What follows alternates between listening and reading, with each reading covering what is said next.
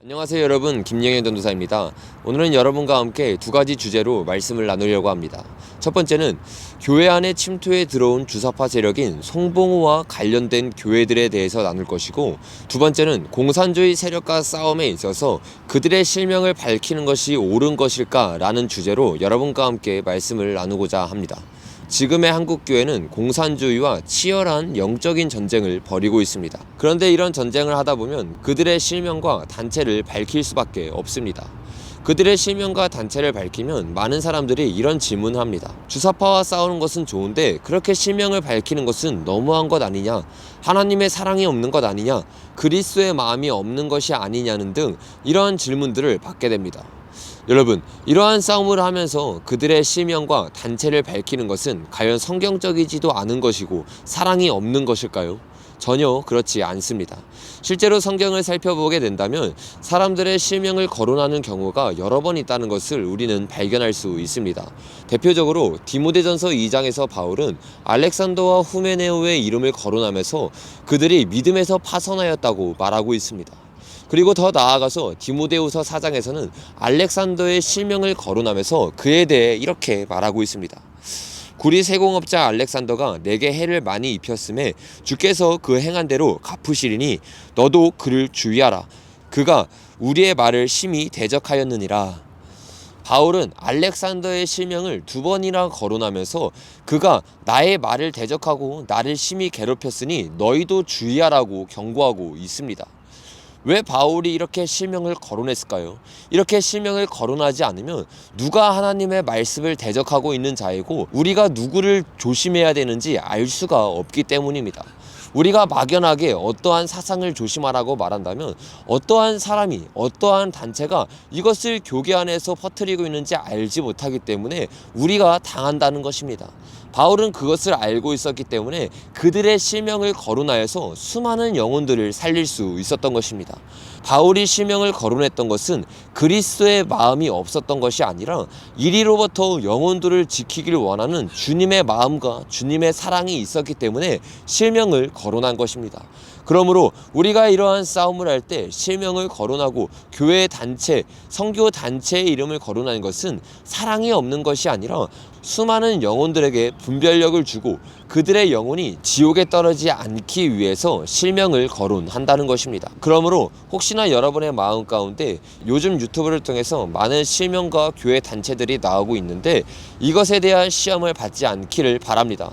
그리고 더 나아가서 여러분이 그들의 실명과 단체를 파악하셔서 여러분 주변에 있는 영혼들에게 알려주셔서 그들의 영혼을 구원하는 데 힘쓰는 여러분이 되기를 예수님의 이름으로 축복합니다. 두 번째로, 교계 안에 침투해 들어온 주사파 세력인 송봉호와 그와 관련된 교회들에 대해서 여러분과 함께 나누기를 원합니다. 송봉호 장로가 교계 안에 침투해 들어온 주사파 세력이라는 것은 수많은 유튜브 영상을 통해서 밝히 드러난 사실입니다.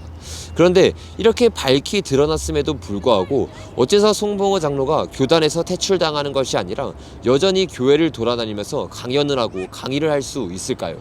그 이유는 송봉호 장로가 1987년 기운시를 설립한 이후 김동호 목사와 홍정길 목사와 함께 여러 교회들을 개척하였고 그 개척한 교회들을 힘입어 사역을 하고 있기 때문입니다. 그런 활동들을 통해서 수많은 젊은 목사들이 송봉호 교수를 통해서 좌파 이념에 세뇌되고 좌파 사상으로 목회하는 일들이 일어나게 된 것입니다. 그런 대표적인 교회 중에 하나가 바로 분당에 있는 샘물교회입니다. 최근에 저는 샘물교회에 대한 충격적인 제보 메일을 받았는데 그 메일의 일부를 여러분에게 읽어드리기를 원합니다. 제가 다니는 샘물교회는 그 뿌리가 송봉호 장로입니다. 송봉호 장로가 키운 박은조 목사님이 담임 목사 시절 서울 영동교회에서 분립 개척하여 1998년에 세워졌습니다. 송봉호 장로와 김동호 목사에 의해 분립 개척한 교회가 얼마나 많을까 생각하면 소름이 끼치고 가슴이 답답합니다. 담임 목사 임기제가 있어 지금은 3대 최경락 목사님이 심우하고 있는데 그분 역시 송봉호 장로를 가장 존경한다고 합니다. 부교역자 역시 거의 좌편향이고요. 지금도 샘물교회는 교인들이 하나님께 드리는 헌금으로 기운시를 후원하고 있습니다. 부목사가 새벽 예배 설교 중에는 신영복을 존경한다고 말하고 성경 공부 중에 어떤 분의 질문에 정강훈 목사는 목사도 아니다. 그런 사람 때문에 기독교가 욕먹는다고 열변을 토하기도 했습니다. 목사님들이 인도하는 기도 시간에는 나라를 위한 기도가 일체 없습니다.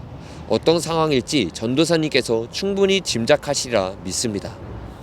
여러분, 얼마나 충격적인 내용입니까? 송봉호 장로가 분리 개척한 교회인 샘물교회는 대부분의 목사님들이 자편향이 되어 있고, 심지어 예배 시간에는 신영복을 존경한다고 말하고 성도들이 드리는 헌금으로 자파단체인 기운실에 헌금을 하는 것이 샘물교회라는 것입니다. 샘물교회는 제가 받은 제보와 같이 송봉호 장로에 의해서 개척되었습니다. 그러니 담임 목사가 당연히 송봉호 장로에 대해서 존경한다고 말할 수밖에 없고 좌파 사상을 가지고 있을 수밖에 없습니다. 그런데 이 문제가 심각한 것이 단순히 1대 목사님만 그런 것이 아니라 2대, 3대를 거친 모든 목사님들이 점점점 좌평안으로 치우치고 더욱더 그 색깔을 드러난다는 데 문제가 있는 것입니다. 어떻게 이러한 일들이 있게 된 것일까요? 뉴스엔조에서 분당 샘물교회 박은조 목사 후임 결정이라는 기사를 낸 적이 있습니다. 그 기사의 내용을 보면 이런 내용이 있습니다. 청빙 과정에서 박은조 목사는 일절 관여하지 않았다. 이 내용만 보면 굉장히 공정한 방법으로 2대 목사님이 추대된 것 같습니다. 그러나 그 다음에 나오는 기사들을 읽어보면 가히 충격적입니다. 샘물교회 청빙 방식은 공모제가 아닌 추천제를 선택했다. 고신교당 총회장과 송봉호 석자교수, 홍정길 목사 등 교당 교계 원로들의 추천을 받아 청빙 후보자를 결정했다. 여러분, 얼마나 충격적인 내용입니까? 1대 목회자가 지나가고 2대 목회자를 뽑는데 그 목회자를 누가 뽑느냐? 송봉호 교수와 홍정길 목사가 추천하여 청빙 후보자를 결정한다는 것입니다. 이러니 어떠한 일이 일어나겠습니까? 1대가 지나고 2대가 지나고 3대가 지나도 그 목사님들이 전부 좌평양 목사가 될 수밖에 없고 신영복을 존경한다는 말이 예배 시간에 나올 수밖에 없게 된 것입니다. 이들은 교회의 세습에 거품을 울고 반대를 합니다.